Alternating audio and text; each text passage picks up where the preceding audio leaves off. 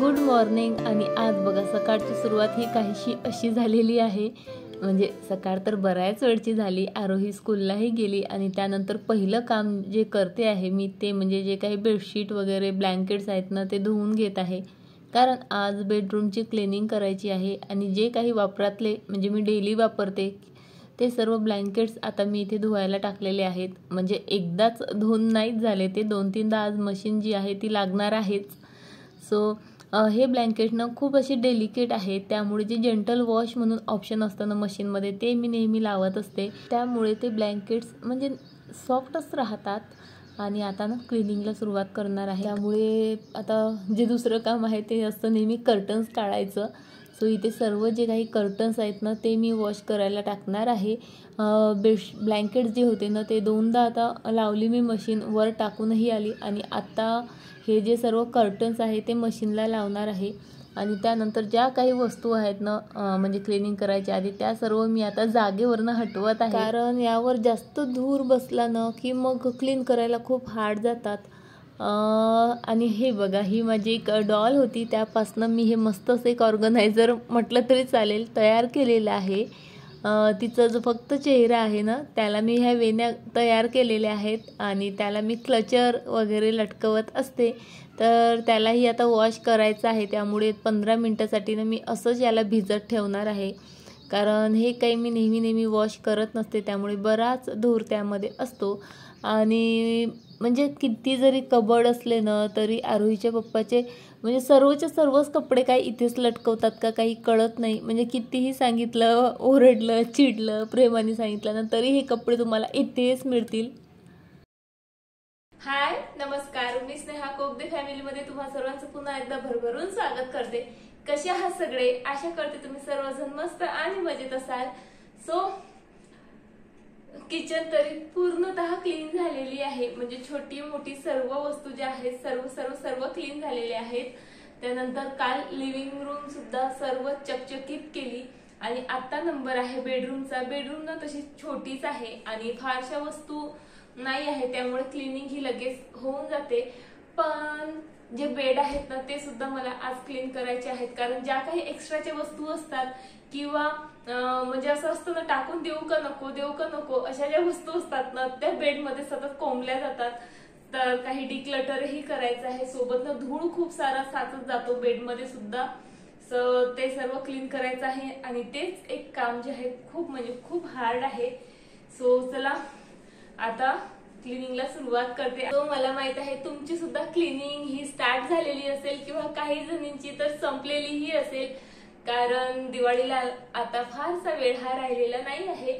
So माझ्या 2 room तर झाल्या, आता ही तिसरी आहे आणि ही झाली की क्लिनिंग झाली असं अजिबात म्हणता येत नाही, कारण क्लिनिंग ही सतत चालणारी म्हणजे प्रोसिजर आहे। शिवाय या 3 रूम व्यतिरिक्त 2 गॅलरी सुद्धा आहेत त्या क्लीन करायच्या आहेत आणि काही छोट्या मोठ्या गोष्टी ह्या राहिलेल्याच असतात, तर त्या हळूहळू क्लीन ह्या करत राहणारच आहे मी।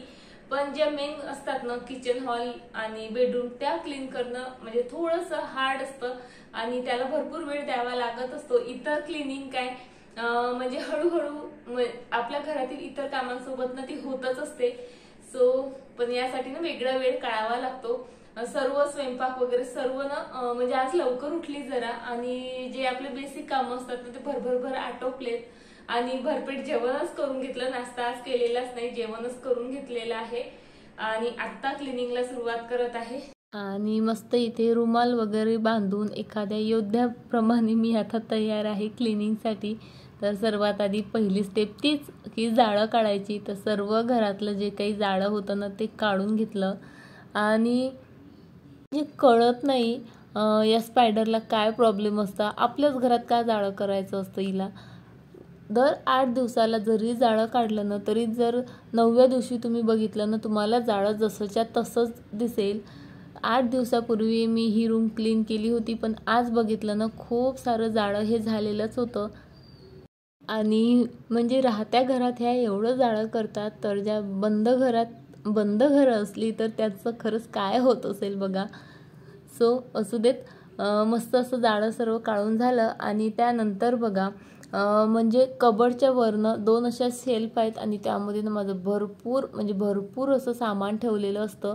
आणि हे ना मी वर्षातून 2दाच क्लीन करते, खरं सांगते. नेहमी मी क्लीन नाही करत. आणि आज ना म्हणजे माझी अशी अवस्था झालेली आहे, खालून वर वरून खाली, म्हणजे माकडासारखीच अवस्था झालेली होती. नुसतं मी उड्या मारत होती ना असं म्हटलं तरी चालेल. भरपूर इथे सामान होतं. आणि हे बघा, कबडच्या वर हे 2 असे शेल्फ त्यांनी दिलेले आहेत आणि त्यामध्ये मी किती सारं सामान ठेवलेलं होतं ते दाखवते. तर सर्वात आधी हा बॉक्स होता आणि या बॉक्समध्ये काय आहे तर जे एक्स्ट्राचे डबे वगैरे आहेत ना माझ्याकडे ते ठेवलेले आहेत. हे जे आहेत ना हे मी आता टाकले यामध्ये, पण सर्व यामध्ये एक्स्ट्राचे डबे किंवा पितळेचे भांडे वगैरे ते सर्व याच्यात मी स्टोअर केलेलं आहे. सर्व स्टीलचे भांडे एक्स्ट्राचे जे मी नाही वापरत ना ते सर्व यामध्ये ठेवलेले आहेत. पुन्हा जे एक्स्ट्राचे पितळेचे आहेत माझ्याकडे ते पण यामध्येच ठेवते मी.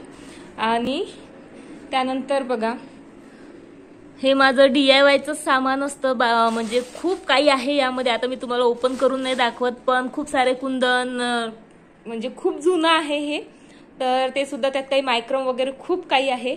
त्यानंतर ह्या काही बॉटल्स वगैरे मी गोळा केलेले आहेत DIY करायला, पण आणखी त्याचा मुहूर्त काही लागलेलाच नाही. आणि जे काही मला DIY करायचं असतं ना तर ते मी असं म्हणजे साठवून ठेवत असते. बघू आता याचा नंबर कधी लागतो ते. त्यानंतर या काही एक्स्ट्राच्या प्लेट्स, पुन्हा बकेट वगैरे खूप काही आहे यामध्ये. जे मागच्या वर्षीचे दिवाळीचे फटाके, होळीचं सामान, पुन्हा एका वर्षी ना गणपतीला डेकोरेशनसाठी हे फुलं बनवले होते बघा, कागदाचे. बघा, हे फुलं मागच्या वर्षी बनवलेले आहेत. आणि हे सुद्धा मी म्हटले एखाद्या वर्षी पुन्हा आपल्याला यूज करता येतील म्हणून जसेच्या तसे मी एका बॅगमध्ये ना बांधून ठेवलेले आहेत. आणि गंगाळ, पुन्हा पाणी तपवायची ती भरणं काय म्हणतात त्याला. आणि हा एक डिनर सेट आहे स्टीलचा एक्स्ट्राचा. असं भरपूर जे सामान आहे ना ते फक्त या एवढ्याशा शेल्फमध्ये ठेवलेलं होतं. आणि एक महत्त्वाची गोष्ट मला सापडली. हा बघा, यामध्ये ना एक काच आहे आणि तो खूप दिवसापासून मी शोधत होती. मला तर वाटलं तो फुटला असेल, बहुतेक मी टाकून दिला असेल, पण मिळाला माझा काच मला. आणि खूप लवकर याचा काहीतरी DIY तुम्हाला केलेला दिसेल, कारण नाहीतर हा पण पुन्हा कुठेतरी म्हणजे हरपून जाईल. सो चला, आता ना याला मी आठवणीने व्यवस्थित ठेवते. मी खूपदा शोधलं याला पण मला मिळाला नाही. आणि यातलं बरंचसं आता डिक्लटर करते. आणि मुलं यायच्या आधी आणि आरोहीचे पप्पा यायच्या आधी मला हे सर्व डिक्लटर करावं लागेल, नाहीतर त्यांना ना काही त्यांच्या कामाचं यामध्ये सापडतंच आणि पुन्हा पूर्ण पसारा हा त्या सेल्फमध्ये जातो.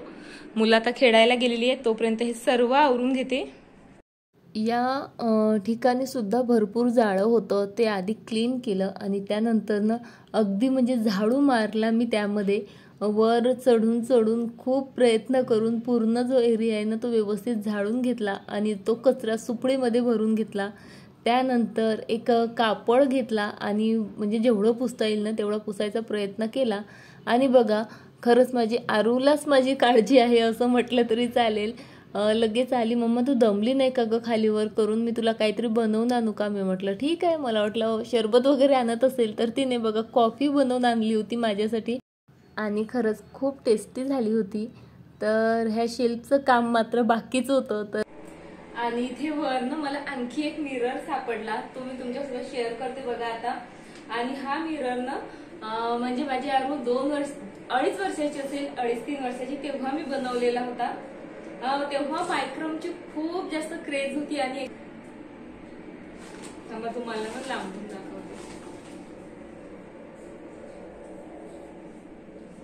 आणि सोबतच म्हणजे ही एक पोटलीच हाती लागली असं म्हणता येईल, कारण यामध्ये भरपूर लेस, खूप सारे कुंदन, डायमंड होते काही, शिवाय ह्या छोट्या मोठ्या आरूच्या ओढणी होत्या आणि पिस्ता शेल होते खूप सारे. आणि एक हा मायक्रमचा माझा अर्धवट राहिलेला जो दाराचं तोरण होतं ना ते होतं आणि त्याचा मला विसरच पडला होता. सो आता मिळालं. आणि आयुष्याचंही असंच असतं ना बघा, म्हणजे कितीतरी गोष्टी असतात आपल्याला करायच्या असतात, आपल्याला आवडत असतात, पण त्या अशाच अर्धवट राहून गेलेल्या असतात.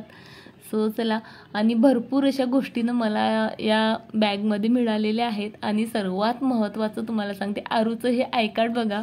म्हणजे आरूचं ते नर्सरीचं आय कार्ड होतं, पहिलं आय कार्ड, आणि ते मी जपून ठेवलं होतं. पण बऱ्याचदा ना आरू खेळायला घेत होती, तर बहुतेक तसंच या बॅगमध्ये ते आलं असेल, कारण मला माहीत आहे मी हे कबर्डमध्ये ठेवलं होतं. आणि लगेच मी आरोहीला बोलवलं आणि दाखवलं. तीसुद्धा खूप म्हणजे खुश झाली. आणि आरोहीची स्किन ना भयंकर सेन्सिटिव्ह आहे, आणि आरोही सतत उन्हामध्ये खेळत असते, कारण ती स्कूलमध्ये सुद्धा क्रिकेट वगैरे खेळते, त्यामुळे तिची स्किन ना आता खूप जास्त टॅन झालेली आहे. आणि खरंच कळत नाही म्हणजे कधी ती स्किन पुन्हा रिकवर होईल. आणि आता तर तिचं खेळाचं वय आहे. मी सनस्क्रीन कितीही लावून दिलं ना तरी ते काही दिवसभर पुरणार नाही. तुमच्याकडेही असं असतं का? आरोहीचे पप्पा म्हणजे एकही पॉलिथिन फेकू देत नाहीत. आम्ही मार्केटमध्ये गेलो ना तर माझा प्रयत्न असतो की एकही पॉलिथिन घरी आली नाही पाहिजे. आणि आरोहीचे पप्पा ना म्हणजे कपडे वगैरे घेतलं ना त्यांना आवर्जून मागतात पॉलिथिन, की काहीतरी कामात येईल. आणि इतक्या पॉलिथिन माझ्याकडे साठलेल्या आहेत, खरं सांगते. ह्या तर फक्त गादीच्या खाली जितक्या होत्या तितक्याच आहेत, दिवाणात भरपूर आहेत. सो असू देत. पण त्यानंतर बघा, आता इथे मी पूर्ण ज्या खिडक्या ज्या आहेत ना त्या क्लीन केल्यात. मी कालच्या व्हिडिओमध्ये तुम्हाला म्हणजे कशा क्लीन करते ते सर्व काही दाखवलेलंच आहे. आणि त्यानंतर आता इथे दिवाण क्लीन करायला घेतलेले आहेत. दिवाणामध्ये ना खूप जास्त म्हणजे सामान हे ठेवलेलं होतं.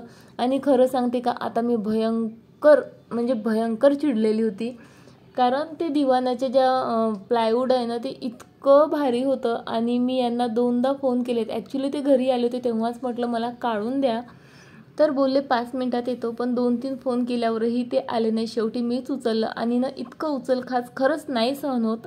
म्हणजे तुम्ही बघितलं असेल की मी जितकेही कामं करते माझ्या घरातले स्वतःच करते. मी कधीच कोणाला त्रास हा देतच नाही, कारण आणि मी अपेक्षाही करत नाही, कारण अपेक्षा ठेवली ना तर मग आपण नाराज होत असतो त्या पूर्ण झाल्या नाही तर, किंवा मग म्हणजे खूप चिडचिड वगैरे होते. त्यामुळे जितकं शक्य ना तितकं मी स्वतः करायचा प्रयत्न करते. पण काही कामं असतात ना असे की जे आपल्या आवाक्या बाहेरचे असतात किंवा आपल्या शक्ती बाहेरचे असतात, पण तरीसुद्धा आपल्याला ते करावे लागले ना मग खूप चिडचिड होत असतं. आणि काल माझ्यासोबत ना खरं सांगते तसंच झालं.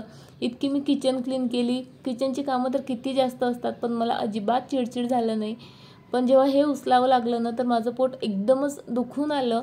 आणि मग मानेचाही त्रास होतो मला वजन उचललं तर. पण तरी मी एवढं सर्व उचललं आणि दोन्ही दिवाण बघा क्लीन केले, सामान काढलं. आणि यामध्ये मला थोडीशीही हेल्प मिळाली नाही. पण जर मी त्यांची वाट पाहत बसली असती ना तर हे काम ना माझं आणखी उद्यावर गेलं असतं. आणि उद्यापासून नवरात्री स्टार्ट होणार आहे, तर मला म्हणजे नकोच ते ठेवायचंच नव्हतं. म्हणून मी म्हटलं जाऊ देत, थोडा त्रास घेतला आणि ते काम माझं पूर्ण केलं. पण ना तरी असा विचार येतो डोक्यात की एकटीनंच किती करायचं, घर तर सर्वांचंच आहे ना. पण अपेक्षा मात्र म्हणजे बायकांकडनंच का केल्या जातात मला कळत नाही. आणि थोडीशी मदत केली तर खरंच काय होतं हेही कळत नाही. आणि होतं कसं माहीत आहे का, म्हणजे ते काम केल्यानं झालेला त्रास कमी, पण म्हणजे कोणीच मदत केली नाही किंवा मला एकटीलाच करावं लागलं ना, या गोष्टीचा विचार करून ना डोकं जास्त दुखत असतं. सो असू देत. त्यानंतर बघा, आता बराच वेळ झालेला आहे, आता अंधार पडायला लागलेला आहे. आणि आता जे कर्टन्स वगैरे आहेत ना ते पुन्हा मी सेट करून घेत आहे. आणि जी वॉल शेल्फ आहे ना ती डायरेक्टली मी पाण्याने धुतली. तुम्ही बघितली असेल, लाकडाची वस्तू पाण्याने धुत नाहीत, पण ती ना खूप जास्त खराब झाली होती. म्हणजे त्याला डाग पडले होते, कारण तिथं मी प्लांटर्सही ठेवलेले आहेत ना, तर त्यातलं पाणी गळून ना माती चिपकली होती आणि ती निघाली नसती ना, त्यामुळे मी वॉशच केले. आणि हा जो लॅम्प मी बनवला होता बघा, तोही इथे मी क्लीन करत आहे. म्हणजे क्लिनिंग करताना ना माझं प्रत्येक गोष्ट ना क्लीन झालीच पाहिजे असं मला वाटत असतं. थोडे जास्त एफर्ट्स त्यासाठी घ्यायला मी कधीही तयार असते. आणि तशाच प्रकारे ना सर्व ज्या वस्तू आहेत मी सर्व क्लीन करून घेतलेल्या आहेत. आणि आता माझी जी क्लिनिंग आहे ना ती फायनली म्हणजे डन झालेली आहे असं म्हणता येईल. फक्त एक जी शेल्फ आहे आणि जो कम्प्युटर टेबल आहे तेवढा मात्र क्लीन करायचा इथे राहिलेला होता. आणि वेळ ना असा धावत होता. आणि आज आमचं ठरलेलं होतं की बाहेर जायचं होतं मैत्रिणींसोबत. एका आंटीची म्हणजे रिटायरमेंट झाली तर त्यांच्याकडे. पण वेळेवर बरं झालं कॅन्सल झालं, माझ्या फ्रेंडचा कॉल आला आणि मला बरं वाटलं. म्हटलं जाऊ देत, मध्येच माझं काम नाही थांबणार. सो बघा, हे क्यूट प्लांटर मी तयार केलेले आहेत. आणि माझे म्हणजे वन ऑफ द मोस्ट म्हटले ना तरी चालेल. आणि ही शेल्फ बघा, सर्वच म्हणजे यातली एकूण एक गोष्ट ही जी आहे ना घरी तयार केलेली आहे, फक्त ते बाप्पा सोडले तर. आणि त्यानंतर ही एक शेल्फ राहिली होती क्लीन करायची, तीही मी क्लीन करून घेतलीच. इथे ना खरंच हिंमत म्हणजे संपली होती. म्हटलं नको आता करूच नाही, कारण ते दिवाण क्लीन केल्यानंतर ना खूप थकवा आला होता आणि पोटही दुखायला लागलं होतं आणि त्यामुळे ना करावंसच नव्हतं वाटत. पण तरी ना सर्व गोष्टींना डायरेक्ट म्हणजे इग्नोर केल्यासारख्या केल्या. स्वतःची म्हणजे जे पोट वगैरे दुखत होतं तेही आणि जे विचार मनात येत होते ना त्यांना तर लगेच थांबवलं आणि म्हटलं नाही, एवढं काम आज झालंच पाहिजे, बेडरूम आज क्लीन पूर्ण झालीच पाहिजे. तर एवढी एक शेल्फ राहिली होती ती सुद्धा क्लीन केली. आणि ना मोठ्या मोठ्या वस्तू लवकर क्लीन होतात, पण ह्या छोट्या मोठ्या वस्तू असतात ना ह्या क्लीन करायला थोडासा वेळ लागतो. सो फायनली माझी जी सर्व बेडरूम होती ना ती क्लीन झाली आणि सर्व ज्या वस्तू होत्या ना त्यासुद्धा ऑर्गनाईज झाल्या. आणि हे जे एक वॉल हँगिंग आहे मायक्रमचं बघा, हे तुमच्यासोबत शेअर केलेलं होतं. यामुळे ना बेडरूमला खरंच खूप मस्त लुक आलेला आहे. आणि ही डॉल सकाळीच धुतलेली होती ना त्यामुळे आतापर्यंत सुकलेली आहे. आणि चला आता हिलासुद्धा हिच्या जागेवर हँग करते. आणि ॲक्च्युली मी इथे हँग केलं होतं ना त्यामुळे काय व्हायचं, कबड उघडलं ना तर ते क्लचर ना त्या दरवाजाच्या गॅपमध्ये यायचे आणि तुटायचे. म्हणून म्हटलं नाही, आता इथे छान म्हणजे कपाटाच्या दारालाच दरवाजालाच एक मी जी हुक असते ना ती लावली आणि तिथे आता ही डॉल मी लावत आहे, म्हणजे माझे क्लचर आता तुटणार नाहीत. आणि फायनली बेडशीट चेंज करून घेतलं आणि इथे माझं म्हणजे पूर्ण जी बेडरूम आहे मस्त अशी क्लीन झाली. आणि म्हणजे मी ठरवलेलंच होतं की नवरात्राच्या आधी मला सर्व क्लीन करायचं आहे आणि त्याप्रमाणे झालं ना, त्यामुळे ना मीही सॅटिस्फाईड आहे. आणि चला फ्रेंड, आता ना व्हिडिओ इथे संपवते. तुम्हाला आजचा व्हिडिओ जर आवडला असेल ना तर प्लीज लाईक, शेअर, सबस्क्राईब करायला अजिबात विसरू नका. आणि छान कमेंटही करा. तुमच्या कमेंटची खरंच मी खूप आतुरतेने वाट पाहत असते. चला तर पुन्हा भेटू अशाच एका छान व्हिडिओसोबत. तोपर्यंत बाय, टाटा.